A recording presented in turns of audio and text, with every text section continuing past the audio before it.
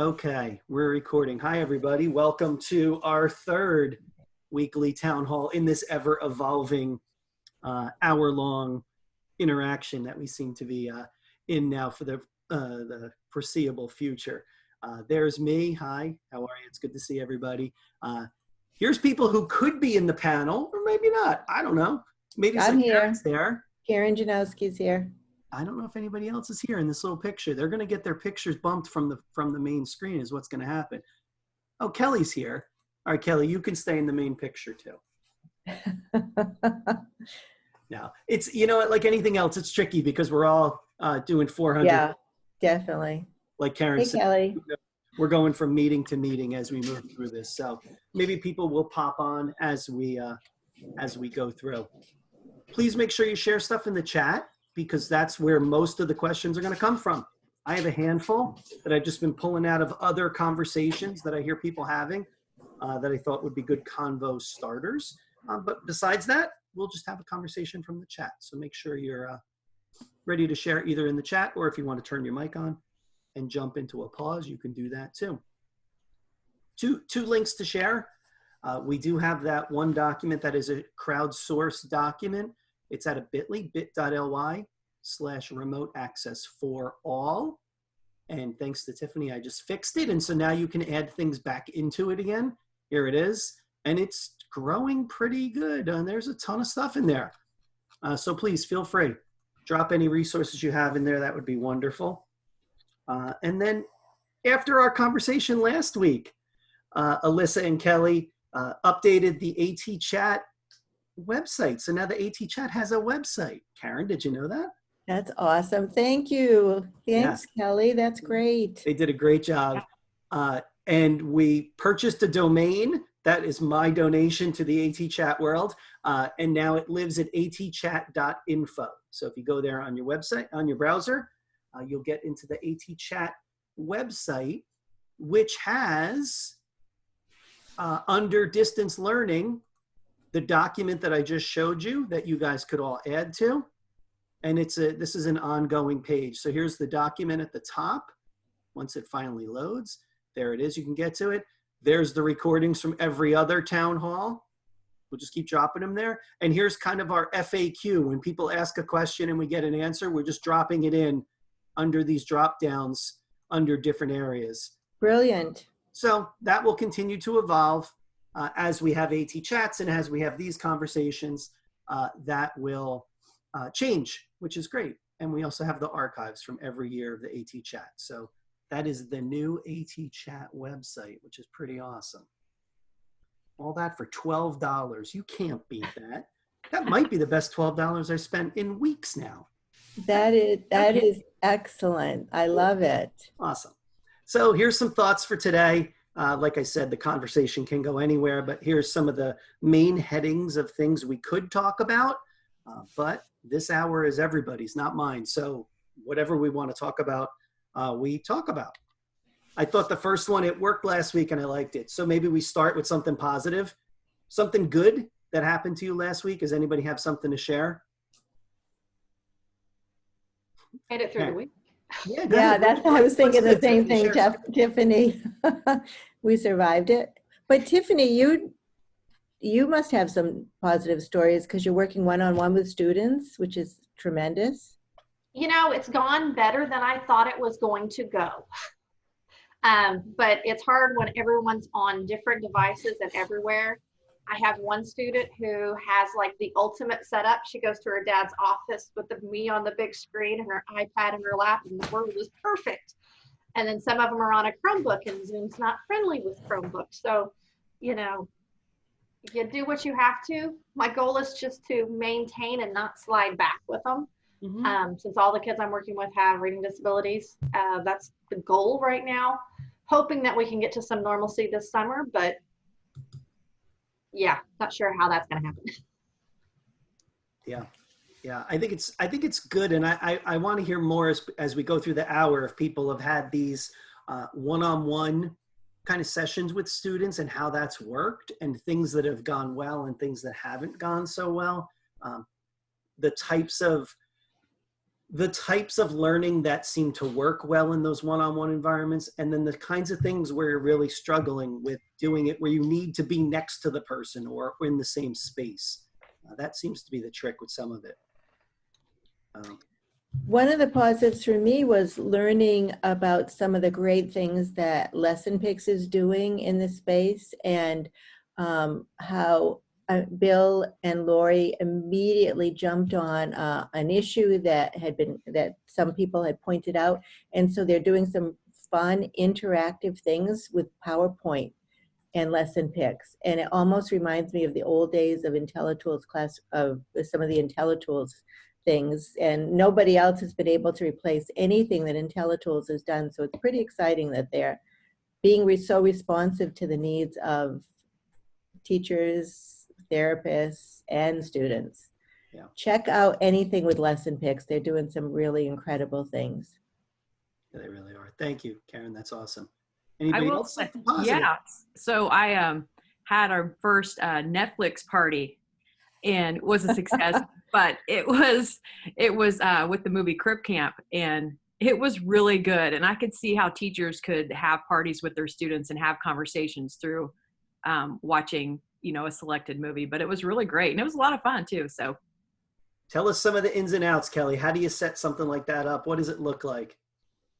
So once you download the Chrome extension, the person who wants to host it just gets a link to that movie. And so once everyone has their Chrome extension loaded, and then you get the link, once you open it up, your little bookmark, it says NP in your Chrome extensions, and it'll light up red, and then a chat box comes to the side of the movie. So you're just chatting back and forth. There's no video. It's just a chat box. Yeah, and this is Luis. I was the host for the Crip Camp watch party last night. And it was a lot of fun, like Kelly said. I try to make it as much as a movie experience as possible. So we started with some trivia, some disability history trivia, just like when you go to the movie theater and they have, the movie tracks or whatever it's called.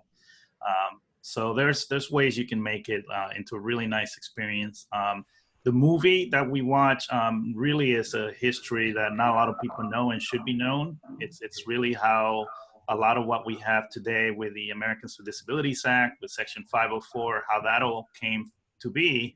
And it all originated with a group of campers at a camp in upstate New York that became leading figures in that history. I will warn you, there are parts of the documentary that are maybe difficult, talk about difficult topics. So I'm hoping that they will come out with a version that is safer for schools, that we can share with students, because I think the history part of it is really important. Mm-hmm. And I'm not saying, like, I'm actually glad that they discussed the topics that they did, because they're topics that are often considered taboo and not discussed openly within the disability community. So it's great, but it'd be good to have another option that, could be shown in schools. Yeah, that's it definitely pushes your thinking. For sure. And of course I saw it way too late. You guys were already deep into it, and I was like, oh, all right, I missed that. That's all right. I watched nonsense instead for 2 hours and then went to bed, which was a better way to do things, maybe. But, so you're not watching the movie at the same time? You are, mm-hmm. But in that window, are you watching it? Yeah. So when Luis hits play, we're all watching. Like, he's basically has control of what we're watching. And then during that time, it's just like, the chat box is just on the far right, and you can pick your little icon, you put your name in there. And he put some really hard trivia for us and said we cannot Google, which I didn't think was fair. But he was like, grab your snacks. So we did. We had snacks and drinks, and just talked, really had a great conversation throughout that whole movie. It was really great. So you should try it. Everyone should try it. Yeah, and I turned on the captions on my end. So I'm not sure, Kelly, did you have to turn on the captions, or was it showing my captions? Yeah, I had to turn mine on. Okay, great. Okay, that's so some of those controls still happen at the user end on each side. Okay, that's good to know, though. That's fun. Yeah. All right. Yeah. We might let Luis pick our entertainment for the next couple weeks. Maybe we let him be our host, and Are you sure about that, Mike? You know, you and I have similar tastes in movies, so That's why I'm not scared. I can take it. If you can dish it out, I can take it. It's fine. I'm not scared either. I am not scared. I dare you to try to get me to not participate. So can we go on with the question? Oh, Karen, let's go on. Yeah. Sure. I'm so sorry, but this came up in conversation today.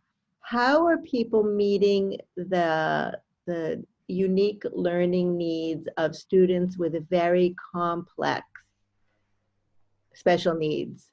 What does that look like? Is anyone aware of successes with meeting the very complex needs of our most significant students in a telepractice or in remote learning? What does that look like?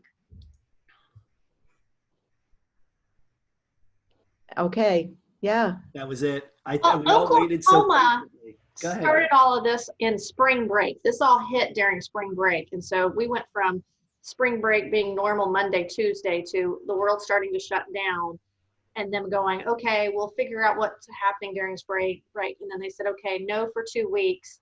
And then by that first week, we already knew that we weren't going to go back in our buildings for the school year. So our schools this week is their first week to really start trying to even figure out what school's going to look like for the rest of the year. And I know that our State Department's been pushing out lots of great information, but I don't know how that's going to happen across Oklahoma right now. I mean, admittedly, this is a very small percentage of the students whose needs do need to be met, but I do wonder if it's possible. I mean, it seems to me it would be more working with the parents than working with the students, but I'm just wondering what other ideas people have. I think, Elisa, I think you're muted, so we can't hear you. Yeah, I kept waiting for her to pop on. I saw she was there and then try it again. I can unmute you on my side, but I don't know if that's... It may be, yeah. I'm getting off. The other thing too, there you are. Yeah, okay, perfect. So we are doing a couple of different things. All of our schools, most of our schools were already using unique learning systems. And so they're setting up the home access for parents to be able to use that and for teachers to be able to assign work. From an AT perspective, I am doing full-on teletherapy, and I have students who are using their eye gaze devices that we are basically rigging a double device system.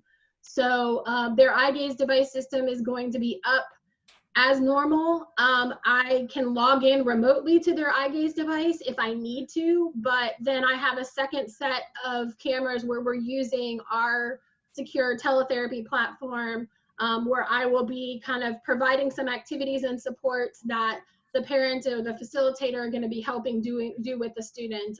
Some of it is device problem solving, but we're basically using 2 devices to do it just because otherwise the real estate on their device screen is really hard to problem solve that way. We cannot use Zoom in our district.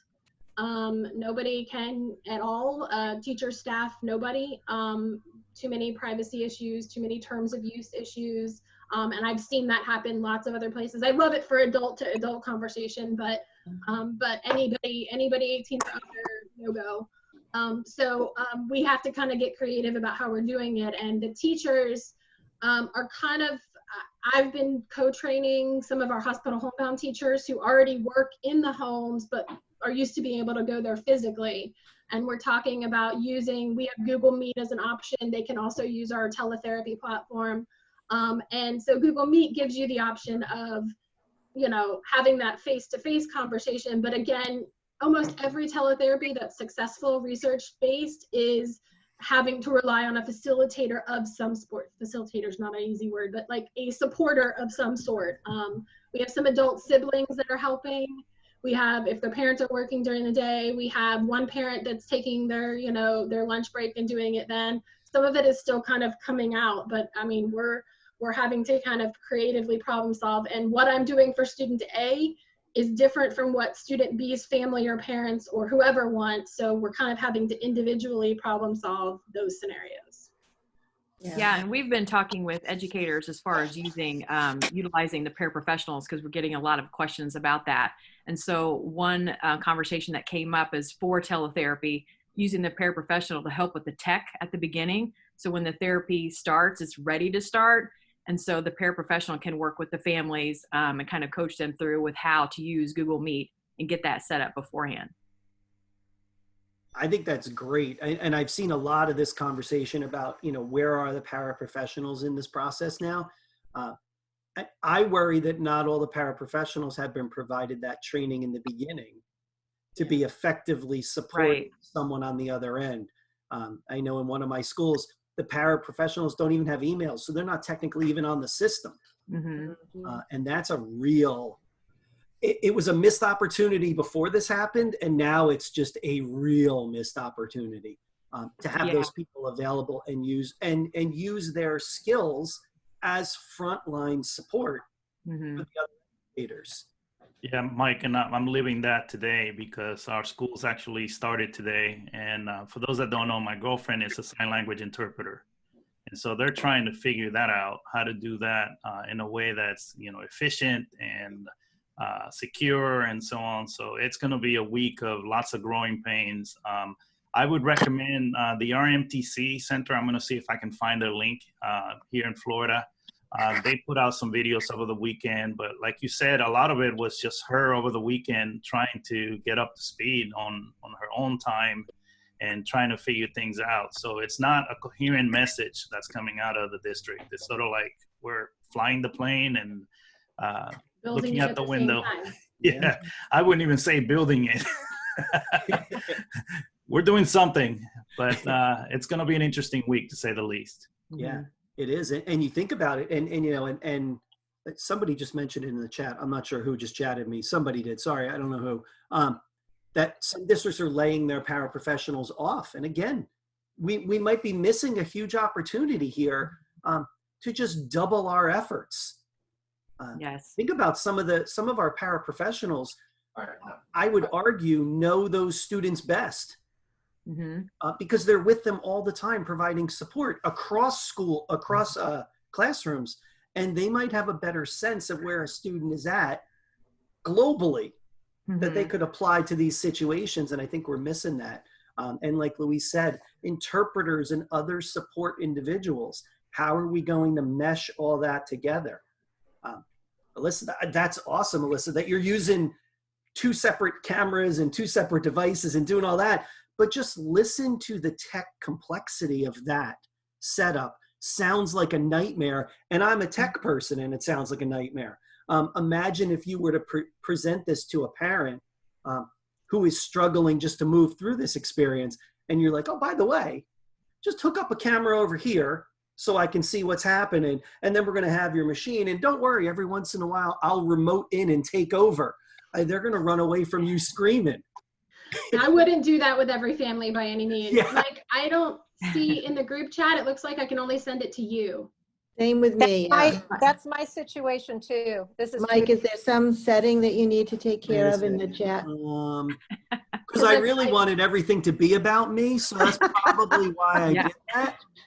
Let's see, why did that happen? If you're not using Zoom, what are you using? Here you go. If I'm not, so we're using Google Meet. And for our teletherapy, we're using a specific teletherapy platform. And last week I said it, and I got an email from the owner, was like, did you talk about my platform somewhere? It's called TheraV. Oh, okay. I opened up the chat, by the way. Yes, Thanks, everybody Mike. has been released. You can now chat in the chat. Sorry. Thank you. I feel so special. So I put RMTC's website there.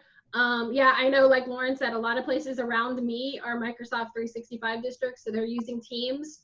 Don't know any more than that because we're not, we have access to Microsoft, but that's not our primary platform. We're Google-based. Yeah. Well, and I'm hearing from different districts. Some of them are allowed to use Zoom, some of them are allowed to use Google Meets, and then you go across the county lines and it's total opposite. Well, this district can use Zoom and this district can use Meets. And it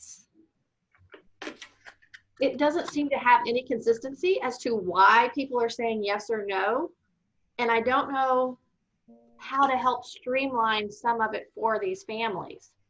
Yeah. Because some of our families don't have Googles and some of our families don't have Microsoft. And I ran into that last week when I looked at doing some Microsoft stuff with some of my families. I had to create several of them in Google as well because they couldn't figure out how to convert an Excel to a Google slide. So how to simplify it for our families, I don't know how to do.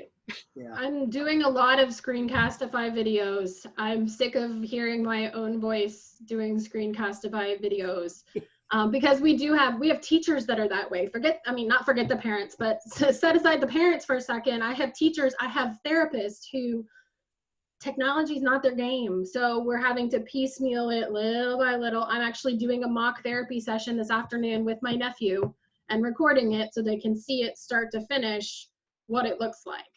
I think we're just having to bite it off, and I've been making lots of screenshot PDF guides, taking things from Google that already exist. I'm trying the best I can to try to get the right resources in the right places. And I mean, coming out of this 2.5-hour meeting, I have more Post-it notes all over my desk. You'll be very proud, Mike, of things that they're like, we need this, or we need that, or I haven't done, the questions are way outnumbering the answers we have. And I think that's a nationwide scenario. Yeah. Yeah. And you're right. I think we're all having these same conversations. And Cheryl dropped in the chat, are we asking parents to fill out a separate permission form in order to use Google Meet? Or are we calling that okay within the bigger context of what we do? If it is our teletherapy, if it's because we're providing OT, PT, or speech, we are having them sign a separate teletherapy consent form. It's actually with my staff attorney right now. If it is Google Meet, which is everybody's using it, it's what we're using for IEP meetings, it's all those other things. And as far as I know, we are not having them sign a consent for that. Yeah. I also have the same experience. Yeah. If they're using that across the district for everything they're doing, then they're not sending a separate one. But if they are using it specifically for therapy, and we're also having some conversations in a school about therapy sessions in a small group now. And is that a good or a bad thing? It's included in our informed consent, and parents have the option to opt out of group sessions. And if one parent opts out of a group session, then we have to see the kids individually, but it's included specifically in ours because it's otherwise there's no way to capture it all. Yeah. And in those forms where you're talking about remote therapy, are you coming up with some kind of list? And this, I feel like me and Elisa are just having a conversation, but anybody jump in, obviously. Are you guys coming up with thoughts of kind of a expectations list to share with the people on the other side? Because they're going to be so critical to this whole process working. So 2 things. I have a video that is a parent's reaction to teletherapy. It's from an early intervention parent who's a kiddo who's just turned 3, that I show and offer to all the parents because it's I did not think this was going to work, and now I am a believer and I don't want to go back to the clinic and I like teletherapy. So I'm sharing that with them. And then the other thing we've done is we have a teletherapy information sheet. I'm sending it when we send the consent. The consent is a JOT form is allowing or giving away free HIPAA compliant based forms right now to any educators. So our form is going to go through JOT form just because you can't physically sign. I don't know why I'm showing you that. You can't physically sign in a Google form. I haven't figured out how to do it. So I went to a different platform for the actual form. But then the information form, we actually modeled it off of our hospital homebound expectations because we have a page we send to our parents that say you have to have a responsible adult, they have to have a clean place to work, they blah, blah, blah, blah, blah. So we kind of took that form and combined it with what we would want. Like in big bold letters, it says, do not go out and buy any materials for therapy. You know, like our expectations are not that you're going to have everything we need, you know, like all of those things kind of got merged together into one kind of information form. Yeah, I think that's really critical. I think that's going to be an important piece. I know the schools that I'm working with, they're using Google Forms and just at the bottom, they're calling it a digital signature, but you're just typing your name in, and they're using that as a, you know, different people doing it different ways. But anybody else, things you're doing? Yeah, I'll shut up now. No, don't shut up. I like when you're chatting, but. Alyssa, I think you are the model, and I think that you are showing what is possible. I know that other districts are really struggling and not anywhere near where what your district is doing. What do you think has your district at the forefront of so much of this? I would almost say we're not. So that's why I made the face when you said that. So no, I think we're not a one-to-one district. We don't have a lot of the technology. So I think we had to kind of think about, okay, what can we do? We basically have two pathways for parents. And I think this is very common along, we're thinking about giving out devices, but we're not a one-to-one district. And by the time that happens, it'll be 2 weeks from now.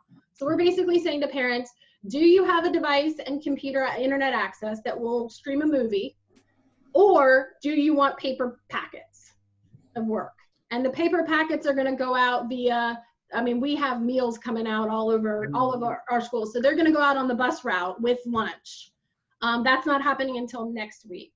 So we're kind of modeling our teletherapy, and that's my AT support, that's our OT, PT, and speech. Off of that, we're saying to parents, I have a Google form, which we talked about last week, and I have sent out to a couple people the directions and the copy of it, but I will put a link in the chat.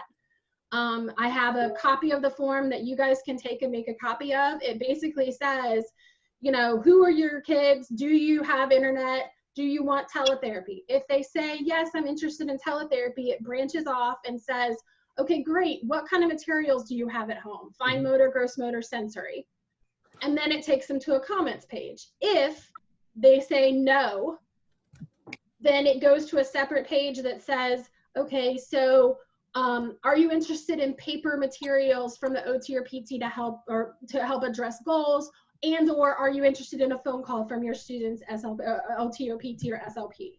And then it goes to the comments page. Yeah. So I've kind of we're starting that process of saying, okay, how could we get information and not bombard them? Our parents are like, I mean, it was out on Twitter and I put it in my presentation. There's a picture of Maslow's hierarchy of needs that has to do with school. And school is this very, very, very top portion of the triangle. And I stress that over and over and over to people because I said, hey, look, this is not the priority right now. And we're aware of that. You know, so everybody just kind of needs to take a breath and let it be. We had lots of therapists going, but what about sending this home? Can we send home the ear mufflers we usually use, or the seated disc, and we're sending all that stuff home. We haven't figured out the logistics of getting it home, but we're sending it home. Yeah, that just came up in the chat too, what are districts are doing related to equipment? If you want to send equipment home, and how is that working? You know, we have a release form we've sent home in the past. Like we've checked out standards over the summer to students. We've done, I mean, if it's going to sit and collect dust, our district stance has been, let's use it. So we try. I'm going to go try and find that link. Yeah, I have schools sending equipment home too, the same way that people could come and pick up a Chromebook if they were a Chromebook school. There was therapy equipment, kind of almost like a, you know, related to level of need, who needed what, that you could come and get to, and it had been cleaned and it would be provided to you. No real comment or idea of how to get it back yet. We're not there yet either. Yeah, that'll all kind of work itself out. Each school should have some kind of general liability form that gets filled out when you take equipment home. And I would think it would cover that equipment also. It's my thought. I would think so. We are doing some, I had a physical therapist go and meet a parent 6 feet away, and retrain them how to put them in and out of the special tomato seat. It was a very interesting training. I wish I had been a fly on the wall, because I was like, I know, because you are a very, very effective PT, that you did this with fidelity, but how you did that and you weren't within 6 feet of each other, I'm impressed. But I mean, we have done that. That question just came up from Bruce, which is the right next question. If you send home mobility and seating equipment, how do we know that the person getting it is equipped, yes, pun intended, equipped to manage that and get their child seated or positioned correctly, that it doesn't do more harm than good? And I think and it's a lot of our families, fortunately, are ones that we've kind of checked out materials to before. Like last summer after ESY, we checked it out until the beginning of the school year. So like it was kind of retraining. And we actually this year, thanks to my PTs, did every parent who wanted to come in could be there, but the paras, the teachers, anybody who would possibly be transferring the students, we trained them all at the school and documented that we had trained them. So for a lot of our parents did come in and we're like, hey, we have something similar at home. Can we come in at that time? We know it's not possible for every parent to have come in, but we do have some that did do that, which was nice. That is nice. Yeah. And again, the things we're talking about right now are more heaps of potential stress we're dropping on families. And so again, I think in our quest to be effective, are we making this much harder for them? And I think we need to find that balance again. I think we're constantly finding that balance, even more than just the instruction for the school. I think this is, in some ways, some of these things we're talking about are even asking more of families and caregivers. And I think that's really important for us to remember. Yeah, and someone put in the chat. Marby and I work in the same school division, and so we've been working with the physical therapists and a team. We're both assistive technology specialists, and we've been working with the teams to survey what's needed for equipment at home. But one of the most important thing that we've been doing is trying to focus on more of like an IFSP family service model like we do with our young students, because we're trying to tell people like, look at what's in the home, and this whole like idea of like bagless therapy, or, you know, what's already there, you know, what could you use, especially for positioning. When in some of our PTs, our questions are coming out like when our PTs are talking about standards for maintaining bone density and giving the recommended amount of time, that those things aren't, you can't just use things in the home. Some of the mobility equipment that you can't, I don't know, it just doesn't work. So we're just trying to work through it. And right now we're in the surveying phase of asking to be equitable, talking about how to reach out to every single family and asking them the same question. Would you be willing to participate in the training? This is so, we don't really know, like, how are we gonna say, oh, okay, so you're interested, we can get you the equipment or whatever. Right now our schools are all locked down, like we can't even get into the school building. So right now it's just information gathering. And then what if the parent is involved in the training, but then they don't seem to be picking up on it, or they don't seem to have been meeting like criteria that's going to make sure that it's safe for the student. So those are kind of our questions still about this. It's come up, positioning and mobility equipment in particular has come up, other things too, but that's kind of the area that we're working in the most right now. So any tips that you guys have or ideas, especially about making it equitable, because we have like, I don't know, we asked our PTs how many might need this, and then also which ones are therapist initiated and which ones are family initiated, because we have a couple of families on one hand that are asking for like, can I get the gait trainer, can I get the stander? Some families don't have room in their house to have both, because we're right outside of DC. So I can't say we're like urban, but we're not suburban either. But it's really like a lot of people live in apartment buildings. They might only have 1 or 2 bedrooms. You know, it's tight quarters, and that equipment is really big. So what do we do about that to make it equitable? So we'll take any ideas that you guys have. Are other people even having the same kind of conversations, or not yet?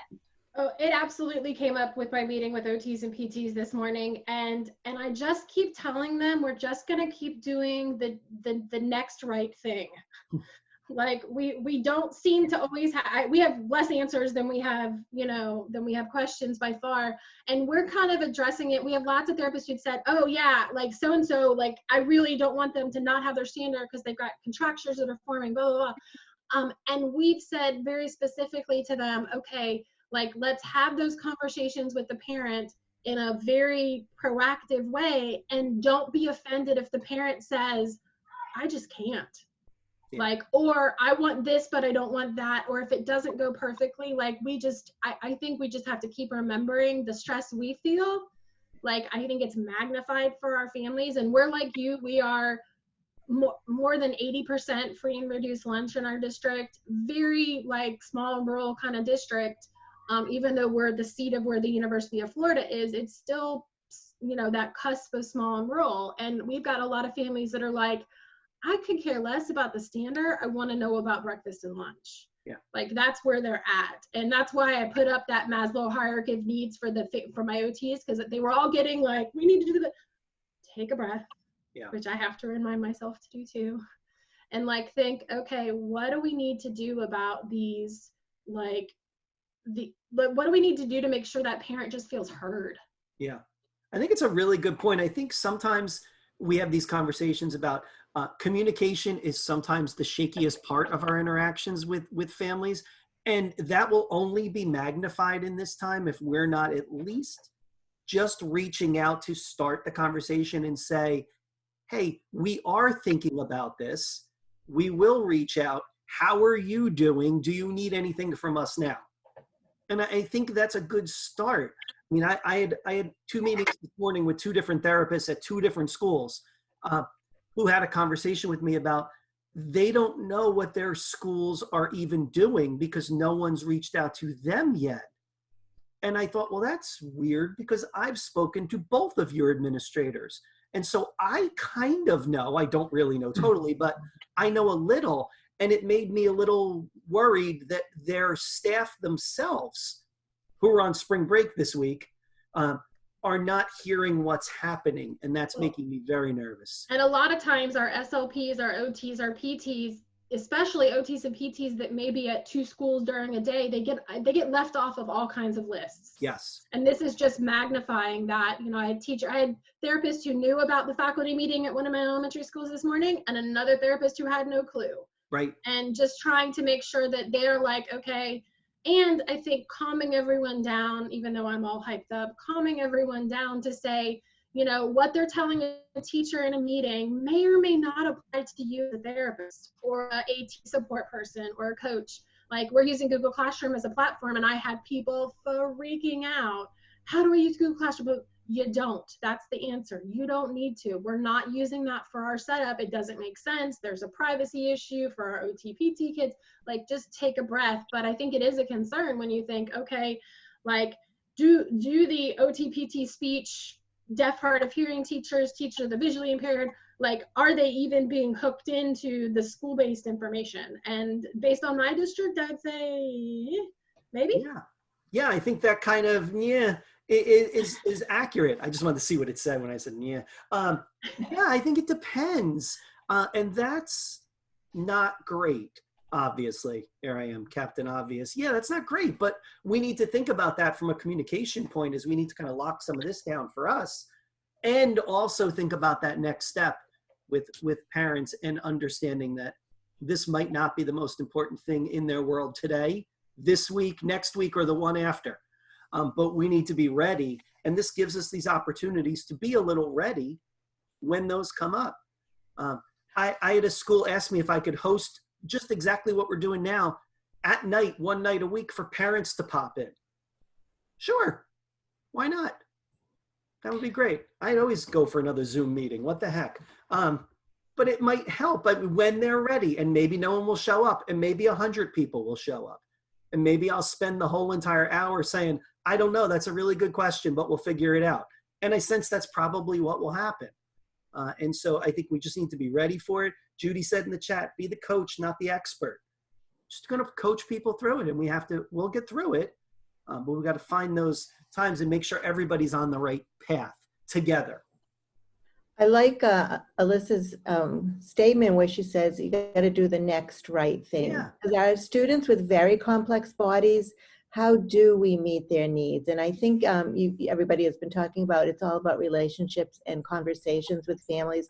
What are their priorities? How can we help meet what they are dealing with at home? And if there's a substitute, I mean, obviously the standards probably very difficult to get into anyone's home. So is there a substitute, or how are we addressing that? Is there another way? Is there another priority that the parents are more concerned about that we can help them address? Right. So we're talking about our most complex students too. How about our students who just our regular run-of-the-mill kids on IEPs? How are we addressing their needs as well?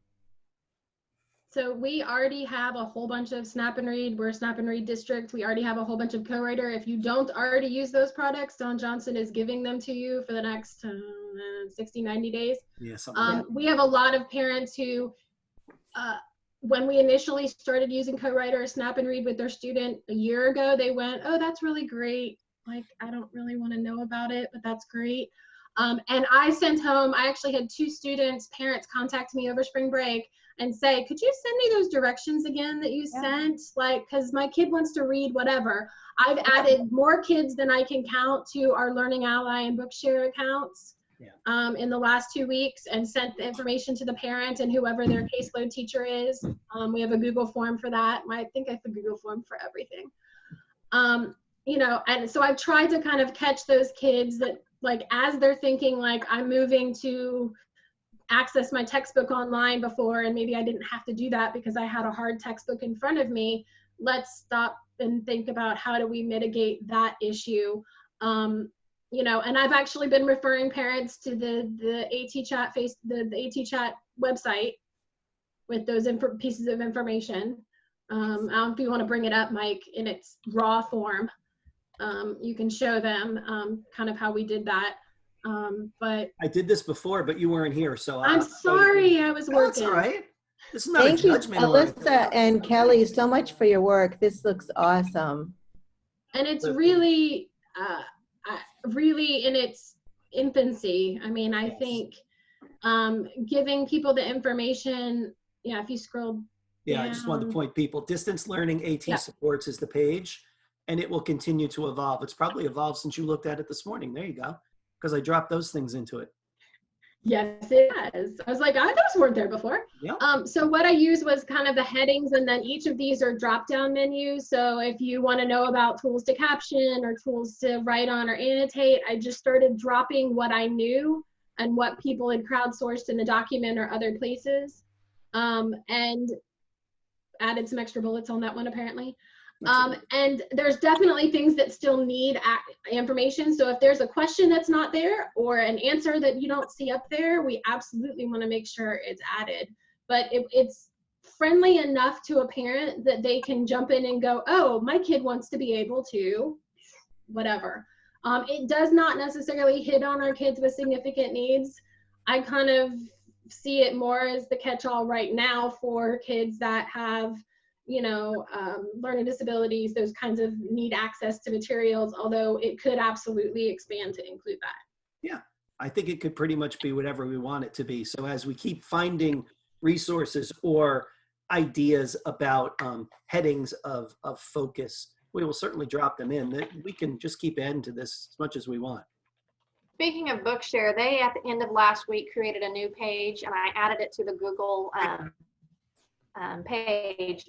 They created a Learn from Home section. It has quick guides for educators and for parents. But then they also created a one-page educator shortcut on how to assign sign books, filter your roster, independent reading, trying to make it as user-friendly as possible.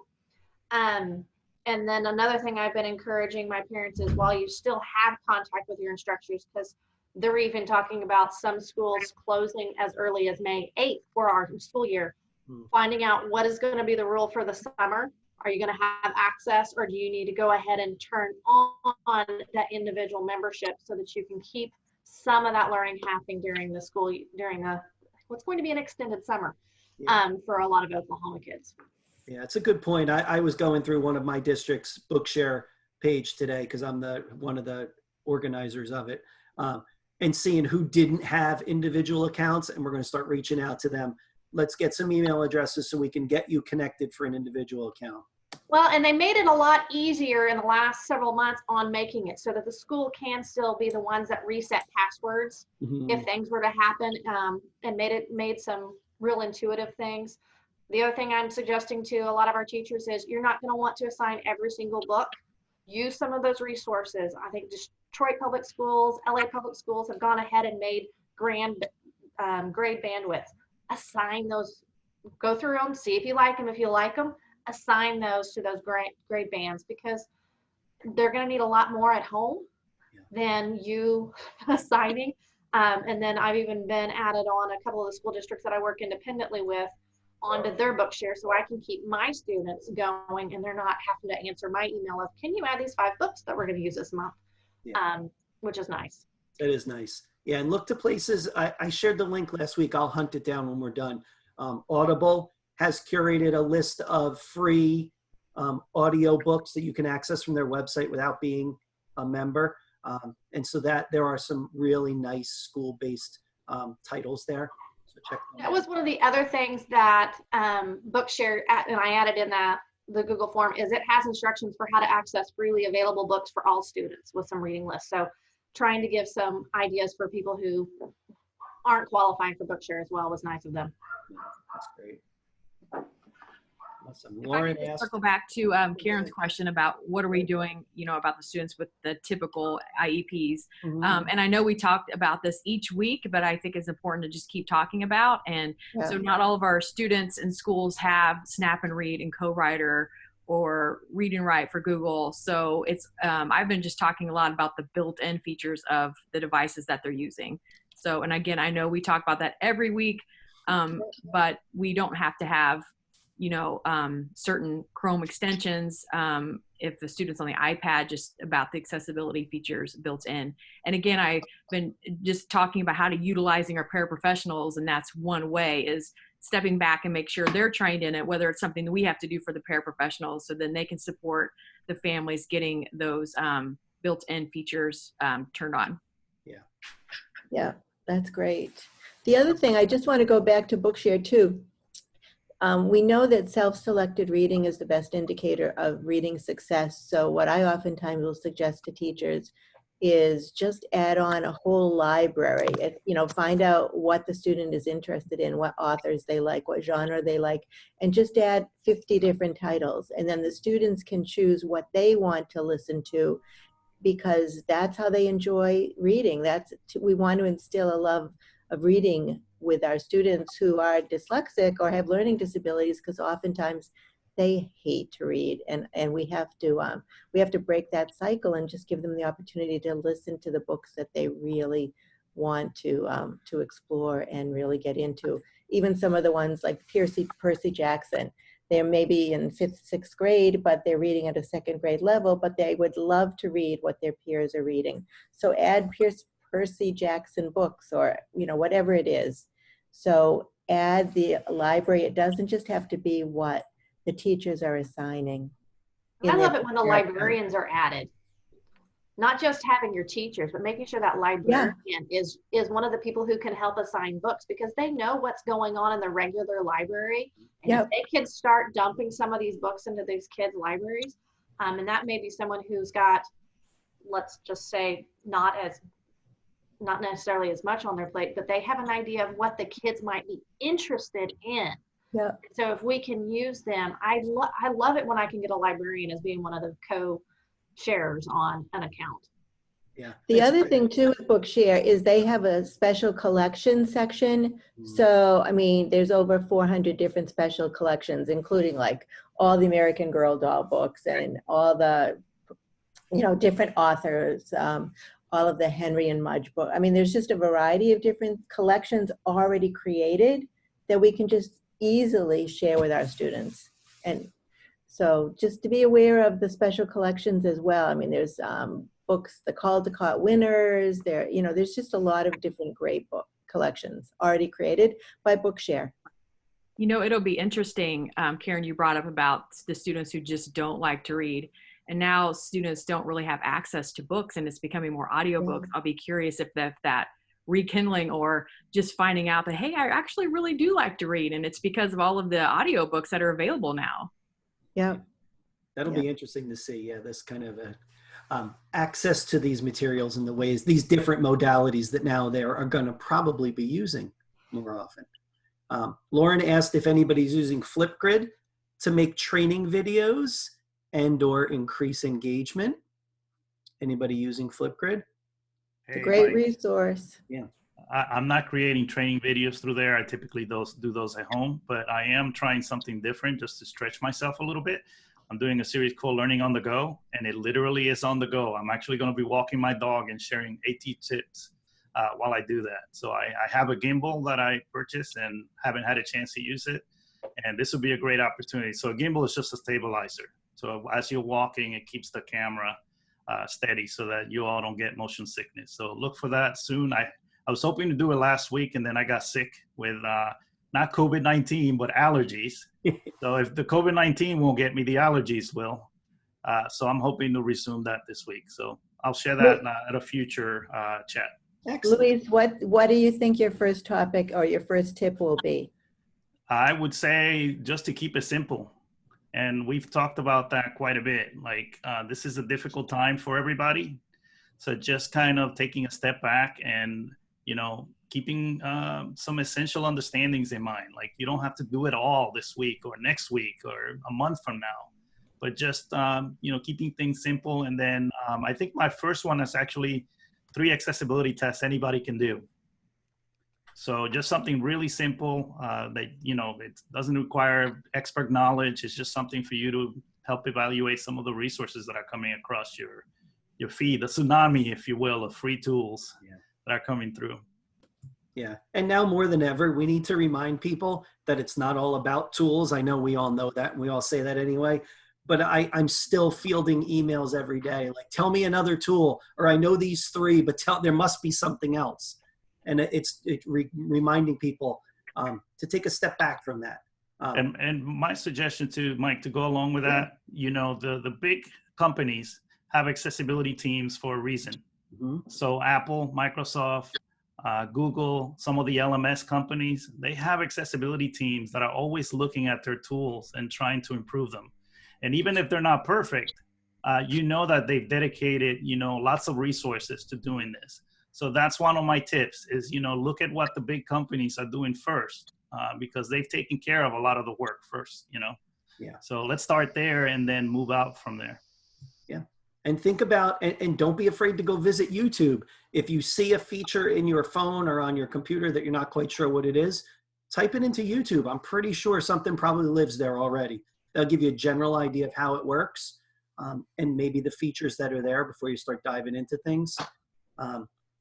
You know, my favorite is always when it's a kid teaching it. So you get to hear that high-pitched voice when you first play the YouTube video. That's my favorite. That is pretty great, actually. I agree. People are talking about Flipgrid and about the idea of could you use it as a place for tutorials or is it more about assigning? I guess it depends on the way you use it. And you could think about using it creatively. Typically, people use it as an assignment location. The teacher puts an assignment out, everybody responds to the assignment. But you could potentially use it differently. I was just talking to a therapist friend this morning about the idea of she wants to put a video out to show her students how to perform a task that they're working on, tying your shoes, buttoning your shirt, whatever it might be. And they're going to respond back in the Flipgrid, and we're going to turn the Flipgrid off so that she has to approve videos before they post, and she'll just never post them. So they can continue to put videos on there, but it's not sharing it with everybody who the grid is shared with. And so I thought that was kind of an interesting way to do that. And Kelly points out that not all students are comfortable with video. Yeah, I agree. I think that what are we trying to do with this task, and can we provide other options? Is it an audio option? Is it pictures of you doing a task? Is it a writing task that you can turn into? Yeah, it's what is the task and how can we show the different ways someone can do something? And it is good there are tons of tools out there because as progressive as our district is, Seesaw and Flipgrid are still not approved for use. Yeah. So you have to kind of think creatively, how do we do this, you know, and think about the tool you have and what you could use and what you can't use. But I think there's a tool for every need. It's just a matter of figuring out what's the best way to convey it and what as you as the trainer are most comfortable with. Because while you have time on your hands to learn a new tool, this might not be the time to like experiment and jump into something you've never used before. Under there. Exactly. Yeah. Just like we say, you know, the test shouldn't be the first time you see the tool. The crisis shouldn't be the first time you see the tool. Yeah. Well, and a lot of the major companies are offering free for, you know, the next 3 or 4 months, which is really fabulous. And I see lots of teachers creating lots of great information, but they're creating it within such tight little boxes that once that time turns off, they're not going to have access to it anymore. But if they created it in Word or in Google Docs and then uploaded the PDF versus creating it, they would at least still have it in the future. And I really hate that we aren't going to lose a lot of great information because our schools then can't turn around and afford to keep using whatever platform that teacher was using. Yeah. And again, this might be an opportunity for us to be on this 3-month trial with a tool to demonstrate to administration why it is important and why it is valuable. It's interesting the different ways we can look at this, but I agree. I think that if you create something in a closed system and then that system goes away, you're going to be out of luck when it's finished. So keep that in mind too. And I'm working with a lot of schools who never even used a learning management system. So they don't use Canvas. They've never done an e-learning day. And so scrambling, they're under high stress now trying to figure out which learning management system to use and how to use it. So I feel their pain for sure. And supporting them has been, you know, it's a long process, but I get concerned, which we can do it. They can do it.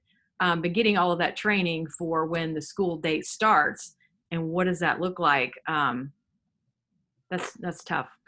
Yeah, right. And is it something that's at the forefront of their mind to think about right now? Or are they just so laser focused on getting things out there that they're not thinking of the broader, I don't want to say repercussions, that seems like the wrong word, but the broader aspects of some of these rolling out of instruction issues. And Judy even mentioned data collection. Like, how are we showing whether these tools are being effective or not? It's just us dumping a bunch of stuff out there. And is that really the best way to do it? Oh, look at us. Look at us. We got 3 minutes, guys, and I'm going to be aware of your time, and I'm not going to keep us here longer. I'll just shut this thing down right at 1. I don't care. Doesn't matter. No, You like having the power to do that, don't you? I do. The chat, the power to shut the whole thing down. It is quite the power trip I'm on. But anything else before we wrap up for the week? And we can continue these discussions, obviously, online. There's chats. I don't know what the PATINS chat is going to do this week. Kelly? Tomorrow is supporting students with anxiety. That sounds good. And then AT chats on Wednesday. Karen, I know the answer to this already, but I want to Karen pop back on. Karen, what's our topic for this week? She'll pop on. I don't know what our topic is yet. I'm guessing it'll probably be something like this. Yeah, do we have one? Yeah, we'll continue these conversations. Karen, yeah, Mike and I often come up with our topic on Tuesday or Wednesday. I was just going to say, Karen and I will have our customary Tuesday chat and we will figure it out. If anyone has ideas, we are always open because we've been running the chat for, it must be about 10 years now. And for every week, except in the summer, lots of ideas, and we need new ones. So we can certainly keep this conversation going. But if you have a specific idea, Armin asked where we find the online links. Again, the online links for AT Chat all live at the AT Chat website, which is atchat.info. There's the online AT Chat website.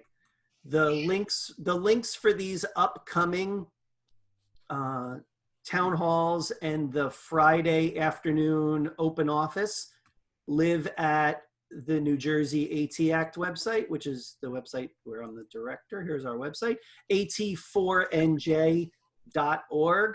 Ignore the oops, that page can't be found. That can't be good. There it is. at4nj.org is our website. And then these live under the services tab for the community of service. And here's all the links for the upcoming activities. Which are the open forum. The open forums, we just had to register just so we kind of had a sense of who might show up. The open office hour happens every Friday at 1, And it's just a link. Click and join us and have a conversation. We'll stay as long as people are in there, and then we'll just at some point bug out when everybody's had enough. But those are the ways we can get together for the next couple of weeks. Join the Twitter chats, follow things on Twitter as you go. As always, it is a pleasure to chat with you guys during the week. This is always fun. I like these. These are nice. The online links again, Armin, are at at4nj.org. I'll put it in the chat so you guys have it. I will make the recording of this and post it up on the YouTube channel and also on the ATChat website. So it'll live there again, atchat.info and the YouTube channel. And then I will post the chat window also. So I'll make sure I pull everything out of the chat window so we have the text as well, just so you guys have everything, because I know there were a bunch of links in there too. All right. Any last words before we bug out? Thank you. Thank you, everybody. Have a great week, everyone. Yes, have a good week, guys. Smile. It'll be okay. Yeah. All right. See ya. Bye. Thanks, Mike. Bye. Thanks, guys.